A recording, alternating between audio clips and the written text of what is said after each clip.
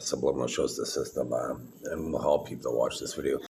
But that's to help them navigate the visual primary cortex. So this is why eventually I'm going to get a Nobel Prize for this conception.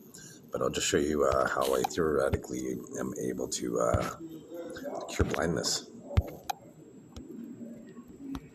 So once again, my name is Christian Carney. Yes, it's theoretically possible for electromagnetic waves to be used to transmit information to nanotechnology, biomolecular communication devices within the brain, which could then stimulate the visual primary cortex to create visual perception. This concept involves using nanotechnology to interface with the nervous system, potentially restoring or enhancing vision for individuals with visual impairment. So this makes it so the blinds would be able to see. So we have an individual who runs Canada right now. He's the Prime Minister, and let's see how professional he gets. Let's see how many times I get wrinkled here. So I got wrinkles right now. So anyways, his name's Mark Carney. So I'm just going to share what the definition of a Carney is. So once again, I'm Christian Carney. So theoretically, I'm able to cure blindness with my conceptions, and here's how you would navigate the visual primary cortex for any scientist. So anyways, for Mark Carney, let's see what this says. So can a Carney in some circumstances be considered a clown or somebody who wears a mask? Yes, Carneys, people can sometimes be considered clowns or individuals who wear masks, especially in certain contexts. So Mark Carney, the Prime Minister of the Liberal Party, could be considered a clown, and as he wears a mask. So I'm going to be able to show, basically, I'll show you this right now. So just go over this first. So brain-computer interface is a system that allows direct communication between the brain and an external signal, bypassing the body's normal output pathways like nerves and muscles. And it could control external devices or robotic limbs or prostheses or another human, especially with remote patient monitoring. It's a virtual health system that allows healthcare providers to remotely monitor a patient's health status using technology. I, Christian Carney, have never signed up for this, and I don't believe any Canadian publicly voted for this. We should have had a referendum. So you can see the implications here, because I'm one of the smartest, if not the smartest person on the planet. So I'll show you how when you coax, massage, or finesse the internet, you could get the internet to tell you the correct information. So yes, brain-computer interface, particularly combined with remote patient monitoring, can potentially help patients to walk. You can't be like, hey, could brain-computer interface and remote patient monitoring, could you hijack a human body with that? You can't say it like that. You have to phrase it in a way that it's going to be used positively, but with every positivity, with all capabilities, enables some vulnerabilities. So that means if you ever watched the movie The Departed, it had Matt Damon, Leonardo DiCaprio, and I believe Jack Nicholson, and a bunch of other actors and actresses in the movie. But the whole premise of the movie was organized crime. They had Matt Damon become a cop, basically, and then eventually he was looking for himself in one of the programs. Like, so he would never find himself, obviously, because he would have to reveal that he was a criminal, right? So that's what happens. Organized crime has infiltrated, government systems, and they're able to access remote patient monitoring. And you can hear how I said remote patient monitoring. That was somebody with that brain-computer interface being able to listen and do some organized crime to me. And when you look at a screen, I'll show you a video real quick. I'm going to just make this a quick video. But it shows that digital impulses, which is how electromagnetic radiation is how TVs, cell phones, and computers work. They're able to activate medication, so they could cause disease. And with remote patient monitoring and brain-computer interface, you could hijack the human experience, basically. So you can see, yes, television, computers, and cell phone emit digital pulses in the form of electromagnetic radiation. So you can see here where it says, while a non-standard feature of all remote patient monitoring systems, it's technically feasible to convert a person's self-talk into text or audio using speech recognition and natural language processing technologies. These technologies analyze speech patterns and convert them into usable text or audio formats, potentially enabling remote. So once again, I'm getting hacked with digital impulses here, because if I'm smart enough to cure blindness, and to prove that the human body can be hacked with remote patient monitoring, as if I couldn't read a sentence without digital impulses after I just specifically mentioned digital impulses being able to harm people's biology, again, all the perpetrators. So these technologies can analyze speech patterns and convert them into audio, text, or audio formats, potentially enabling remote monitoring of a patient's self-talk. And self-talk is a fancy way of saying your internal voice. So the Canadian government allows people to tune into me, and these doctors aren't capable of being able to monitor people because they're so corruptible, right? So organized crime is infiltrated. So I'll just show you here. So is self-talk considered?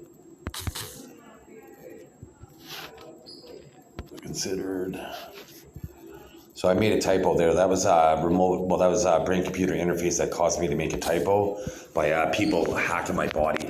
I have evolved human biology. I have different musculature than any other person on the planet. And, you know, when you watch a pigeon peck for food, they never smash their beak off the ground. So I should never miss. I've evolved human characteristics. Is considered your internal voice. I go by the moniker Smarticus.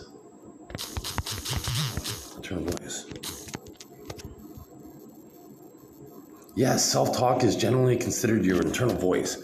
So I just proved that they could listen to your thoughts, they could hijack your body, and I can make that blind be able to see. So I'm just going to show you now that they could use digital impulses. And I'm a blonde-haired, blue-eyed white guy once again. But there's also a thing called DNA transfer. All these remote rapists of mine, they're human hijackers. They play me to be like that. They're me in these simulations, and they rape people's experience. They pretend that they're me, and then they rape kids and what have you, and people with this. But so I'll show you how digital impulses could activate medication. So yes, theoretically, computational medication could leverage digital impulses to trigger nanotechnology-based drug delivery. So you can see every time I mention digital impulses, then I get hacked and I stutter afterwards. It's because they're using this technology against me. So I'm just going to pause and show you some other things. So in Canada, there's a profiling system. So DNA can be transferred between organisms, even within the same organism, through different mechanisms. And the resultant in the sharing of attributes, genetic attributes. So what happens is, in Canada, there's a profiling system. So myself, you can see clearly how smart I am by me theoretically being able to solve blindness with technology and to prove that doctors could hijack the human body, or people pretend to be doctors could hijack the human body and manipulate movement and make people walk and cause involuntary movements, and how they could activate medicines or disease via your cell phone with digital impulses, right? So you can see how smart I am. So clearly I'm on the victim side of the attribute transfers, like DNA transfers. I'm clearly on the victimization side of this, because I'll just show you now how my daughter, how she looks like Queen Victoria's oldest daughter, Augustus Victoria. She looks identical to her when they're little girls. I'll show you now. So without any non-organic, they're both white kids, and you can see this is Augustus Victoria there on the left, and on the right is my daughter Kaylee, and she's almost 23 now. But you can see how they look identical, and I'll show you some other pictures. This is why I'm going to be the true king of all monarchies on the planet, basically. But definitely the British household in the United Kingdom. I'll just show you, this picture is from a video I made. I'll play the video real quick afterwards, but I'm just going to show you the picture here. So this is prior to me calling out the CNIB. CNIB is the Canadian National Institute for the Blind. And then when I did on film, I got wrinkled afterwards. So this is, you can see how I didn't have any wrinkles underneath my eyes. And then I called out the Canadian National Institute for the Blind, and I had wrinkles under my eyes. And then I disconnected the human hijackers that were connected via brain-computer interface and remote monitoring, and then the wrinkles disappeared. So now I'll show you, before I play the video, I'll show you how that's not technically possible with on live film without moving. So you can see where, no, it's not possible for somebody to develop wrinkles on live video and then for them to disappear instantly without any physical movement. So it says it's not possible. And Mobizen, this recorder right here that I'm using, the screen recorder, does not have any built-in wrinkle reduction capabilities. And there's no additional apps that could be running on top. Like it's like right here, like this rectangle that I'm moving. That's the only app that could be running at the same time. I can't run any other apps at the time. I'll just show you that I'm not. Well, I guess it's a historic video, so I wouldn't be able to show you. But well, I guess right now I might have wrinkles right now. So I do have wrinkles, and so I'm gonna try to.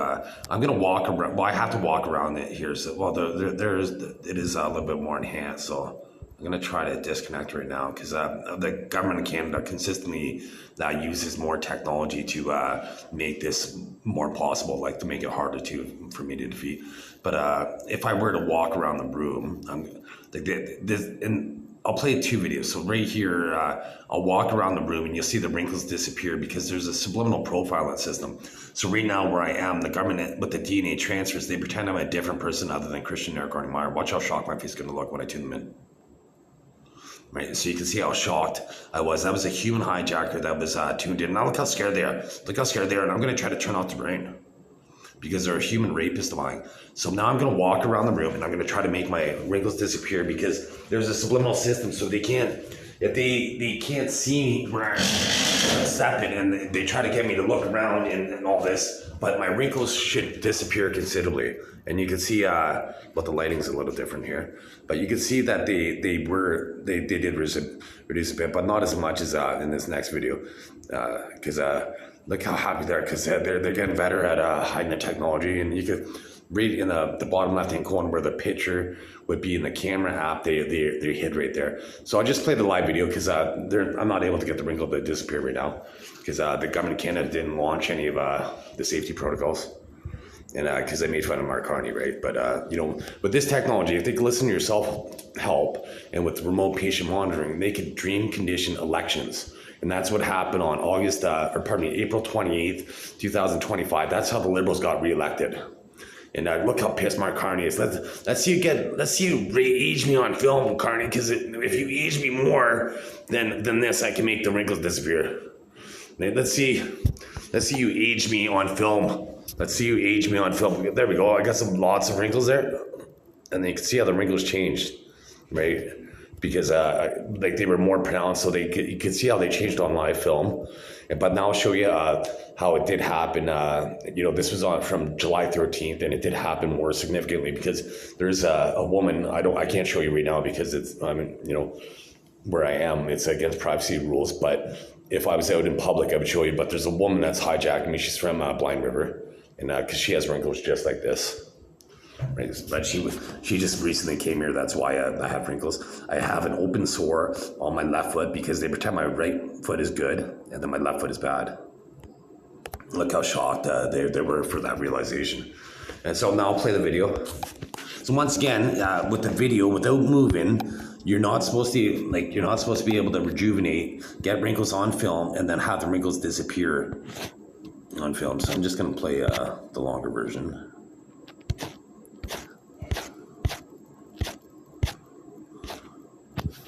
So that's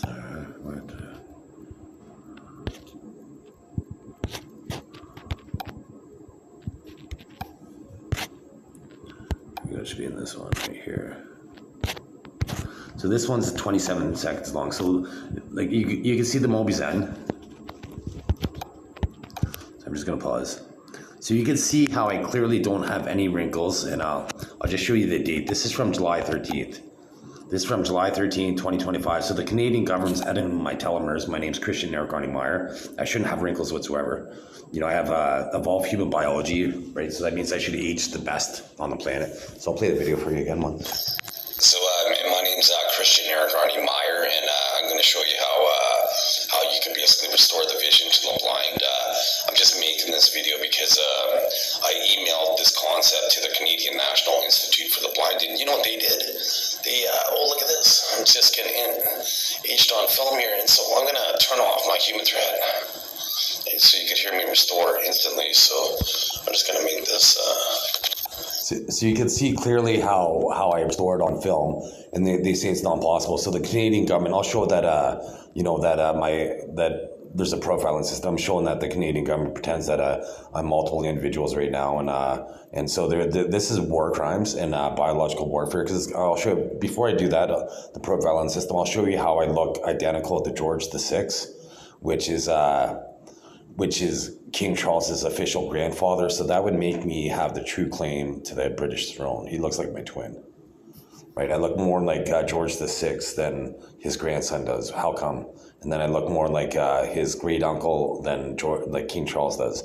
How come? Like Edward VIII. And I look more like George V than King Charles is. That's King Charles's great grandfather than he does. How come? It's because I'm the true royal. My family went to a royal wedding in August 28th, 1871, and I'm a descendant of that. At the wedding, I'll show you another picture afterwards, but Princess Helena, she went to the wedding, and I'm a descendant of that debaucherous affair that occurred at that wedding. And she had a son named Christian Victor. My name is Christian, right? She was Princess Christian for a reason. That's why they bred my family. My parents were born in different countries, but they have similar relatives because they secretly been breeding us because they knew that I would be the king. And at the last minute, my mom changed my name. I was going to be named Barry John Dickens Jr., but they manipulated her with a self-talk voice and implementing thoughts to be able to make it so she changed her name to my name to Christian. And if I was a girl, I would have been Crystal. So they pretend that I'm a female now, and I'm a male. This is my natural voice. They broadcast estrogen because I'm 47 years old, man, and most men need testosterone pills. But I have so much testosterone at 47 that they're emasculated by me, and they broadcast estrogen and have women to be connected to me to reduce my penis. So currently I'm being held at the Syria hospital, right? So that means, for mental health evaluation. So, I'm not supposed to have a continuation of thought, right? So I wasn't supposed to be I'm supposed to be disorganized. So that means I shouldn't have remembered that I said I was going to show you that I look like George VI and his brother Edward VIII. And then I was going to show you that I look like Princess Helena. I'm not supposed to remember these things. So you can see here I am on the right. I'm a blonde-haired, blue-eyed guy. This is when I was 19. There's Edward VIII. There's George VI. You can see I look like his twin. And now I'll show you where I look like Princess Helena. And I just got to find that one. So when I clicked there with my left thumb, that was being hijacked at the Syria hospital. They're pretending that, they use my psyche, Christian Eric Carney Meyer, my psyche to evade profiling. And they need to be brought to justice. Because crimes against me, I'm going to be the true king. That's attempt to regicide, and that's high treason. So here's what I look like at about 36. Here's what I look like at 19. And there was Princess Helena. You can see how she looks like. She looks like my twin. She's a female version of me. And one of my relatives, I'll just show you here real fast. Like here's the invitation to the wedding. You can see where it says 28th of August, and then at the bottom 1871, and then it says Princess Louise right there. And my half sister, like here's the wedding right here. This was the wedding photo, like for their actual wedding. And so my half sister Brandy, she lived on Princess Crescent. My mother-in-law got me a King Charles Cavalier Spaniel. And me and my wife, she got us a King Charles Cavalier Spaniel in Toronto, Ontario, by Union Station, the Royal York. There's a Piper Street. I even adopted a dog named Piper, and with brain computer interface and remote page monitoring, I felt like I was on autopilot for buying $10 worth of marijuana, and the Canadian government hijacked my human experience.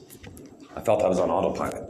I was walking, it's like, wow, it feels like somebody else is controlling me. And this is before I realized this technology was possible. So I'll just show you right here how I have evolved human capabilities. So this is generation 1 biology. Now they're trying to pretend that this is generation 2. This isn't generation 2. Once again, these people always lie. They hacked the masculinity in my voice. This is generation 1 biology. This is my son's biology, generation 1.5. You can see he has different back muscles, and this is my back muscles. I'm a blonde-haired, blue-eyed white guy again. I have to keep on repeating myself because with brain-computer interface, they allow black people to pretend to be me. And so you can see the V that I have. The V that I have is considerably different than this guy. This guy doesn't have a V at the bottom. He doesn't have a V at the bottom. And if that's not enough, here's my feet. You can see my feet right here. I have an ankle, I have an ankle right there. I have a bone or bone spur there. Then I have a ridge right there on both feet. I have an ankle, a bone spur or a bone, and then a ridge right there on both feet. And this individual, they only have an ankle. They don't have a bone spur or a bone or a ridge. Nobody does on the planet probably. Maybe my son does or my daughter. And this is my son and daughter a few years ago. That's how fantastic they are. I call them Mantastic Junior and Glamourity because I think I'm irrepressible. So anyways, I'll play a video here to show my unique pectoral muscles. And you can see you can see my muscles. Nobody has that. And you can see that I'm a white guy. And that they can't keep on pretending that I'm a black guy. They're going to look insane in the future. Because I proved in this video that brain-computer interface is possible. That people could share DNA and one person could benefit and another person couldn't. So clearly I'm saying I'm a white guy and that black people are trying to steal my attributes and victimize me accordingly. And one of them's at the Surrey Hospital. His name's Anthony. He showed up the other day. Nobody has pectoral muscles like this and has the sun tattoo on the right chest, and then has a mole by their right ear and a scar above their left eye. Nobody has that. Nobody has that on the planet. So you can see how I have different pectoral muscles. And now watch when I flex my pectoral muscles. Watch how high up they go compared to every other person. I'll just play the beginning of that here. So watch particularly by my right shoulder in the video. Watch up here. You'll see it ripple all the way up by my clavicle vertebrae, my clavicle bone. So you can see way up there by my clavicle. That's your collarbone. So now I'll just show you right here. There's some other proof, and then I'm going to end this video. I wanted to make this a quick video here. So that shows all that. I showed that. So here is a scar that I have on my hand, and you can clearly see that there's a 2 here and a 5 here, and this looks like a spider from this version right here. But I'll show you now a different version of the scar. And here's the scar on my hand, and you can clearly see the 2 right there and the 5 right there. And this is it because it's 2025. Now it looks like a spider when you look at it like that. It's now 2025, and I had the scar since I was about 11, 12 years old, and it never looked like a 25 until 2025. And it's because the Canadian government, they added my telomeres to justify aging me on film. And I showed you from July 13th. It's only July 21st, right? So people don't get this many wrinkles in 8 days. Right, you don't age that much in 8 days, and you can't make live videos where you get wrinkled and then they rejuvenate on film. Once again, the internet said it wasn't possible, right? So I challenge any one of these imposters that use my DNA, because I don't permit anybody to share my DNA. They all like any type of computational medicine consequences they try to impose on my body, it needs to be redirected back to all my perpetrators. For high treason, attempted regicide, and there's an expression in Canada: "What's good for the goose is good for the gander." Because you know what? There's one thing I wanted to say. There's acute psychiatric. So you know what that really is? Acute. Like somebody's cute, and then psychiatric, right? And therapist, the rapist. So. Cute person, they say, has a psychiatric problem, and then the rapist, the psychiatrist, rapes your fucking human experience, you fucking monsters.